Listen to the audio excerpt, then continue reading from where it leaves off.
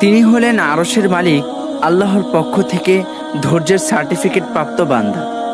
যতটা ধৈর্যশীল হলে পরীক্ষার পর পরীক্ষা শেষে আল্লাহ তার বান্দাকে লক্ষ্য করে বলেন, আমরা তাকে ধৈর্যশীল হিসাবে পেলাম, ঠিক ততটাই ধৈর্যশীল ছিলেন আইয়ুব আলাইহিস সালাম। দিনের পর দিন ধৈর্যের পরীক্ষা দিতে দিতে কখনো ক্লান্ত হননি তিনি, একটিবারও কোনরূপ অনুযোগ করেননি চরম ধৈর্যশীল আইয়ুব আলাইহিস সালাম।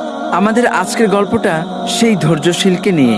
আলিশান বাড়ি, জমি জমা, উত্তম স্ত্রী সন্তান, টাকা কড়ি, সম্মান, কি ছিল না তার। আল্লাহ তার এই বান্দাকে তার সব রকম নিয়ামত দিয়ে ধন্য করেছিলেন, আর করবেনই বা না কেন। যে বান্দা তার প্রতিটা মুহূর্ত কাটায় রবের প্রশংসা আর ইবাদতে, তাকে তো রব সব নিয়ামত ঠেলেই দিবেন।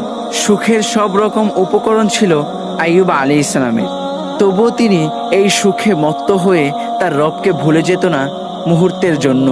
তার রব তাকে যত দিতেন তিনি ততই তার রবের গুণগান গাইতে থাকতেন। আইয়ুব আলাইহিস সালামের প্রশংসা ও ইবাদতে আল্লাহ তাআলা খুশি হলেন। তিনি খুশি হলেন কারণ তার বান্দা আইয়ুব এত সম্পদের মালিক হয়েও তার প্রতি কতটা বিনয়ী।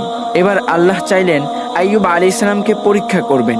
সুখের সময় তো তিনি আল্লাহর অনুগত ছিলেন, এবার দেখা যাক কষ্টের সময়ও তিনি তার এই স্বভাবে অটল থাকেন কিনা। আল্লাহ এবার পরীক্ষা করতে শুরু করলেন। এই পরীক্ষায় আইয়ুব আলাইহিস সালামের অবস্থা কেমন ছিল আর কেমনই বা ছিল আল্লাহর পরীক্ষার ধরন। একে একে আইয়ুব আলাইহিস সালামের সব সন্তান মারা গেলেন। চোখের সামনে একে একে সন্তানরা মারা যাচ্ছেন।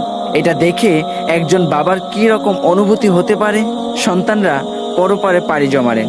এবার শুরু হলো সম্পদের অধপতন। একে একে জমি জমা খোয়াতে লাগলেন আইয়ুব আলাইহিস সালাম। শেষ পর্যন্ত এসে শুধু বাকি রইল থাকার ঘরটা। একসময় সেটাও হাতছাড়া হয়ে গেল। এবার কি করবেন আইয়ুব আলাইহিস সালাম? মাথা গোজার ঠাঁই পাবেন কোথায়? ক্ষুধায় মুখে নামমাত্র খাদ্য তুলে নেয়ার মতো সামর্থ্য রইল না। সন্তান সম্পদ সব খোয়া গেল।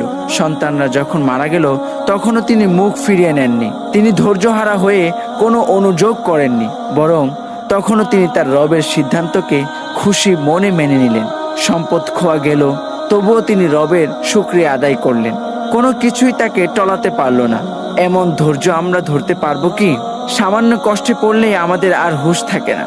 দোয়া করতে যেয়ে অনুযোগের পাহাড় টানি।